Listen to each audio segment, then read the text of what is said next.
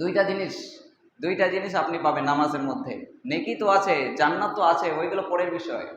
তার আগে আপনি দুইটা জিনিস উপকার পাবেন। এক নাম্বার, মানসিক প্রশান্তি আপনি খুঁজে পাবেন।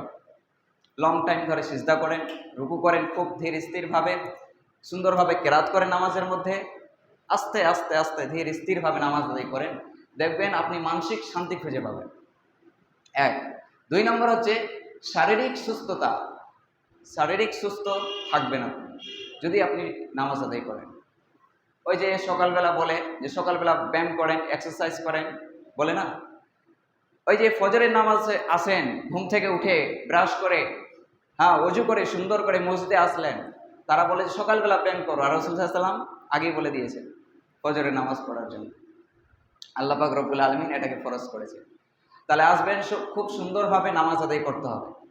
তাহলে আপনার কি হবে? এক্সারসাইজ হবে, হ্যাঁ, তারপর আপনার নামাজ আদায় হবে, খুবই সুস্থ থাকবেন আপনি। অনেক কথা আছে এখানে, সম্পূর্ণ বলা যাবে না। তাহলে এই দুইটা জিনিস আপনি পাবেন। নামাজ এটা হচ্ছে ফরজ। আল্লাহ পাক রব্বুল আলামিন কুরআন মাজিদে বলেছেন কি? আল্লাহ রব্বুল আলামিন বলেন, ইন্নাস সালাতা কানাত আলাল মুমিনিনা কিতাবাম মাওকুতা। নিশ্চয়ই আমি আল্লাহ নামাজকে ফরজ করেছি মুমিনদের উপরে নির্দিষ্ট সময়ের উপরে। আমি আল্লাহ নামাজকে ফরজ করেছি মুমিনদের উপরে নির্দিষ্ট সময়ের উপরে ফরজ করেছি। এখানে আছে মনে হয়, এখানে আয়াত আছে, দেখেন বাংলাতে অর্থ দেওয়া আছে এখানে সূচিপত্রে, এই সরি নামাজের যে সূচি এটা আছে, সময়টা এখানে আছে। তো এটাকে ফরজ করেছেন। তবে এই কথা কোরআনে নাই যে 5 ওয়াক্ত নামাজ আদায় করা ফরজ, এ কথা কিন্তু কোরআনে নাই।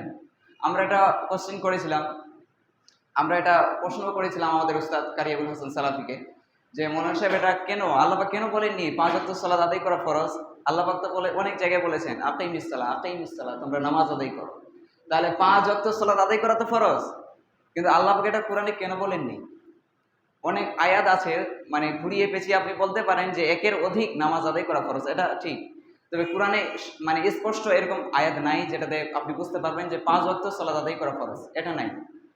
তো উনি আমাদের উস্তাদ উনি বললেন যে এই জন্যই আল্লাহ পাক বলেননি। আল্লাহ পাক চাইলে দিতে পারতেন কোরআনে 5 ওয়াক্ত সালাত আদায় করা ফরজ। যখনই আল্লাহ পাক বলতেন যে 5 ওয়াক্ত সালাত আদায় করা ফরজ, তখন আল্লাহ পাক রব্বুল আলামিনকে বলতে হতো যে কোন কোন সময় আপনি 5 ওয়াক্ত সালাত আদায় করবেন। 5টা টাইম, তাহলে ওই 5টা কোন কোন সময়?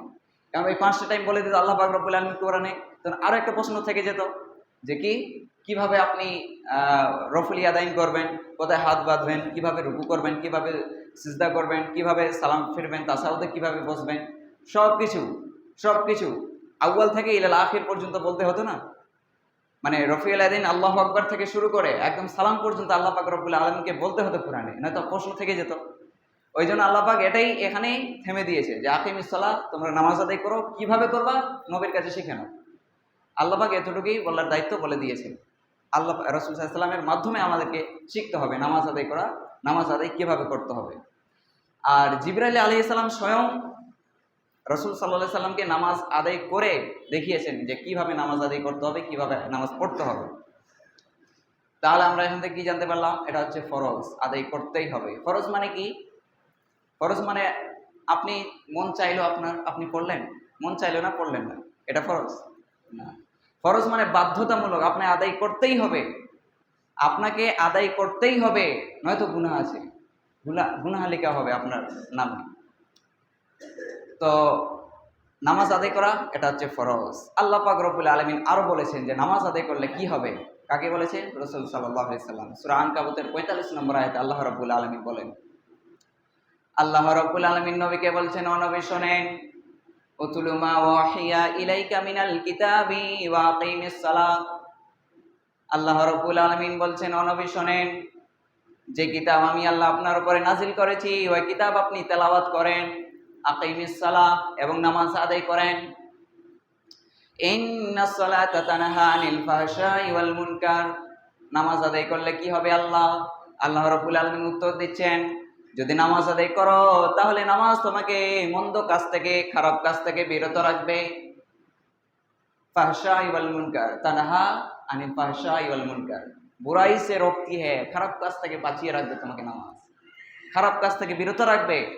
নামাজ আদায় করলেন, বের হলেন, গিয়ে একটা হারাম কাজে যাওয়ার মানে ইচ্ছা যাচ্ছে আপনার, তো আপনার মনে একটা ইচ্ছে মানে কোথা বের হবে যে না, আপনার মন বলবে যে না, আমি তো এখনই নামাজ পড়লাম আর এখনই ওই কাজে যাব না, আমি যাব না। তো এটার নামেই তো খারাপ কাজ থেকে থামাবে নামাজ। এটাই এটাই হচ্ছে সেই নামাজ। তাহলে নামাজ আদায় করতে হবে। এখন আসেন আমরা আরো শুনি, আল্লাহ রাব্বুল আলামিন আরো বলেছেন, ওয়াস্তাঈনু বিস-সাবরি ওয়াস-সালাহ, তোমরা কি করো, নামাজের মাধ্যমে, ধৈর্যের মাধ্যমে তোমরা আল্লাহর কাছে সাহায্য চাও, আল্লাহর কাছে সাহায্য চাও। তাহলে আপনি নামাজের মাধ্যমে আপনি আল্লাহর কাছে সাহায্য চাইতে পারবেন। ওয়াস্তাঈনু বিস-সাবরি ওয়াস-সালাহ, এইগুলো হচ্ছে কি কোরআনের আয়াত। এবার আসেন আমরা হাদিসে যাই, রাসূল সাল্লাল্লাহু আলাইহি সাল্লাম কি বলেছেন। রাসূল সাল্লাল্লাহু আলাইহি সাল্লাম হাদিসের মধ্যে বলেন, বাইনাল আবদি ওয়া বাইনাল কুফরি তারকুস সালাহ, আল্লাহর বান্দা এবং কাফেরের মধ্যে এতটুকুই পার্থক্য হচ্ছে নামাজ। আল্লাহর বান্দা এবং কাফেরের মধ্যে পার্থক্য হলো নামাজ। যে ব্যক্তি নামাজ আদায় করে সেই হলো আল্লাহর বান্দা, সে হলো মুমিন, আর যে নামাজ আদায় করে না সে হচ্ছে কাফের।